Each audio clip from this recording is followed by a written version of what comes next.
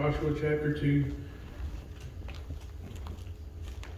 I'm going to be reading from the New King James Version. It's like Paul says, it kind of takes the these and thous out and kind of simplifies it, makes it a little bit easier to understand when you're actually just reading through it. It says, Now Joshua the son of Nun sent out 2 men from Acacia Grove to spy secretly, saying, Go view the land, especially Jericho. So they went and came to the house of a harlot named Rahab, and lodged there. And it was told that the king of Jericho, saying, Behold, men have come here tonight from the children of Israel to search out the country. So the king of Jericho sent to Rahab, saying, Bring out the men who have come to you, who have entered your house, for they have come to search out all the country. Then the woman took the 2 men and hid them. So she said, Yes, the men came to me, but I did not know where they were from. And it happened as the gate was being shut, when it was dark, that the men went out. Where the men went, I do not know. Pursue them quickly, for you may take over them. But she had brought them up to the roof and hidden them in the stalks of flax, which she had laid in order on the roof. Then the men pursued them by the road to Jordan for the fords, and as soon as those who pursued them had gone out, they shut the gate. I'm sorry, I'm having trouble reading. I got a glare. Now before they lay down, she came up to them on the roof and said to the men, I know that the Lord has given you the land, that the terror of you has fallen on us, and that all of the inhabitants of the land are faint-hearted because of you.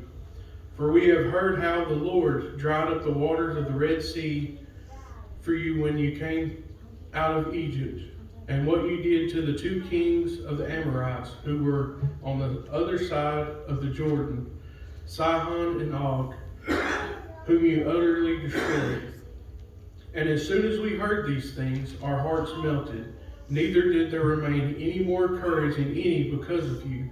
For the Lord your God, He is God in heaven above and on earth beneath. Absolutely. Now therefore I beg you, I swear to me by the Lord, since I have shown you kindness, that you also will show kindness to my father's house, and give me a true token, and spare my father, my mother, my brothers, my sisters, and all that they have, and deliver our lives from death. So the men answered her, Our lives for yours, if none of you tell this business of ours. And it shall be, when the Lord has given us the land, that we will deal kindly and truly with you.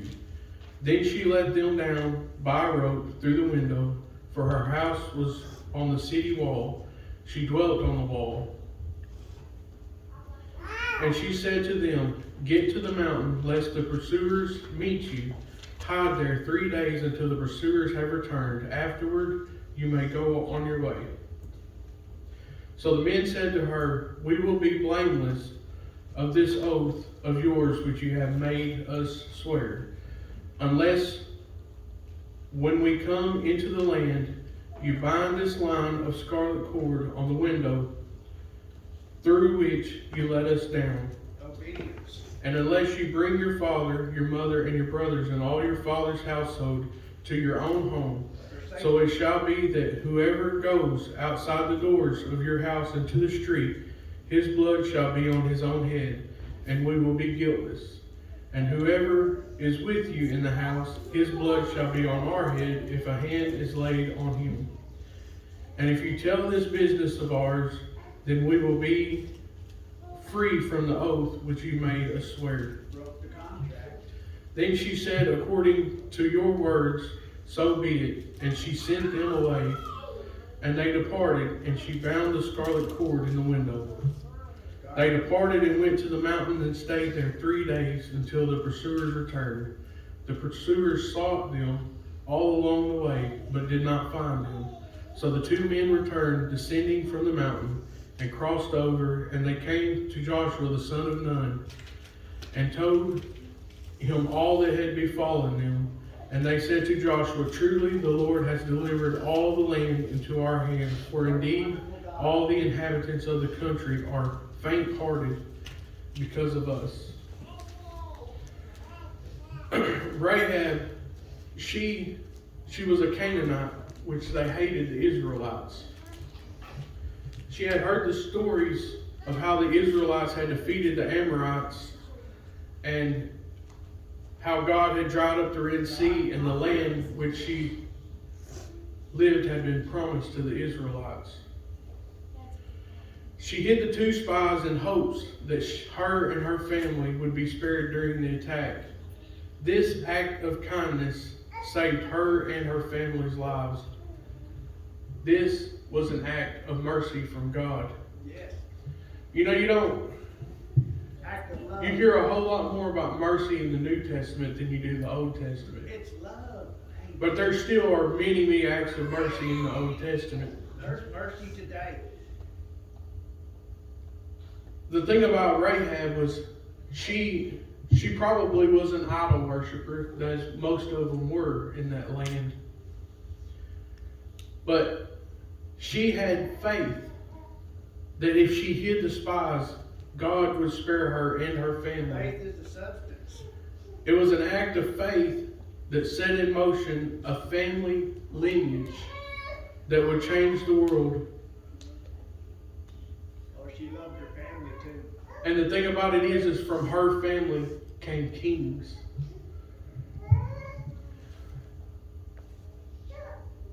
All the decisions that we make through our life not only affect us, they affect all the generations behind us, all the generations that come after It's us. free will. The decisions that we make today will affect our children tomorrow, Absolutely. and their children, and their children. And we have to understand that if Rahab had this faith, and she wasn't even, she, like I said, most likely she would have been an idol worshiper, you know, because of the land that she come from. This is what they were taught. And this land was promised to the Israelites by God, but she had heard these stories of Joshua and the Israelites and all the things that they had done. And so she had faith. And the thing about it is the faith that she had, her actions to begin with may not have been fully set on in the belief of God, because she wanted to save herself and her family. Purpose driven. There's a lot of times when we get to these scriptures, I know everybody gets to them and they think, why the begats? Why the begats? You know, why is this here? Why is this here? We talked about a plan. But you know, when you begin to study the Bible, you realize why it's there. It's all important because it tells you the person's lineage, where people came from. And it's a perfect plan. You know, what they did, where they came from. You know God knew the people.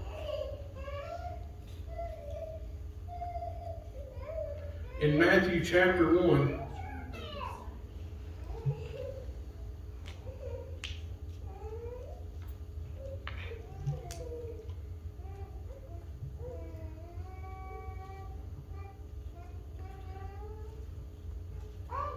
and verse 5. After Rahab had got out of this situation that she was in, and after Jericho had been taken over, Rahab later on married an Israelite by the name of Salmon. And in their family lineage, Genealogy. in verse 5, it says, Salmon begat Boaz by Rahab. Boaz begat Obed by Ruth. It's getting good. And Obed begat Jesse. Now I'm not going to go through and read all the begats. But we know that Boaz married Ruth. And as you go on further down, I believe it's verse 16, it says, and Jacob begat Joseph, the husband of Mary. And in between there was King David. Yep. Little David that slayed the giant and became king was from the lineage. True. And the thing is these decisions that we make in our life, if he had chosen to go ahead and tell the king, we may not have had David, we may not have had Joseph. All these things that happen, everything that we do in our life has a direct effect upon the people down the lines in our family. Oh, yes. It affects our immediate family, and it affects the family that we will have to come. And you know that faith that we have, if you have a strong faith, it passes down from generation to generation. Amen. You know that faith, if you see your mother has faith or your father has faith, then that child is they're going to understand that faith, and they're going to have that And faith. you lock that in your We have to mind. make sure that we show our children faith. Oh, love it. We have to show them that making the proper decisions is and making the godly decisions is the way that we need to go. Teach us, Lord.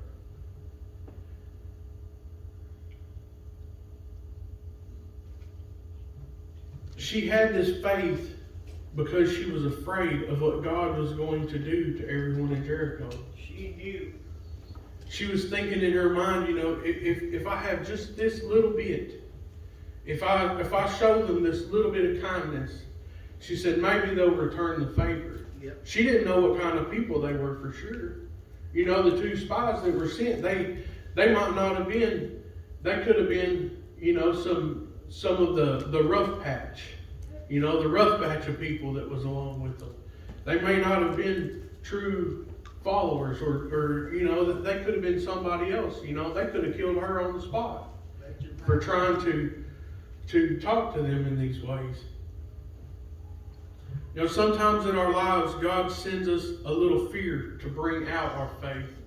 Sometimes these things that we face in life, it's not just to come against us. It's not just God trying to give us a hard time. Give us a little nudge. He's there. He's giving us that nudge. Like Brother Jerry said, he's giving us that nudge. He's trying to bring us closer, he wants us to be more dependent upon him. He wants us to look at life and say, hey, I can't do this without God. And that's true. And that's the truth. We need to realize and need to understand that we can't do this without God. Without God, we can't wake up in the mornings. Without God, we can't make it through the We are day. nothing without God. Without God, we can do nothing. But with God, we can do all things.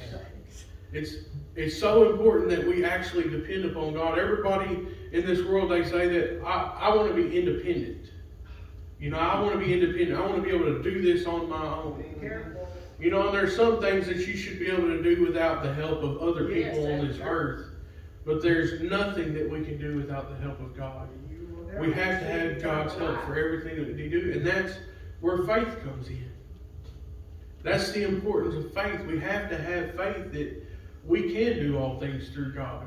We have to have the faith that God will move the mountains. When there's a mountain in your way, He can move it. Yes. When there's, like I was talking about last night, when there's situations that you can't handle on your own, And they're going to come. He can help you through them, or He can completely take care of them Himself. Amen. He can always give us the strength that we need, and that's the important thing that we need to remember is we can't do it without God. We have to have God. Right. We need God to get through our daily lives. Amen.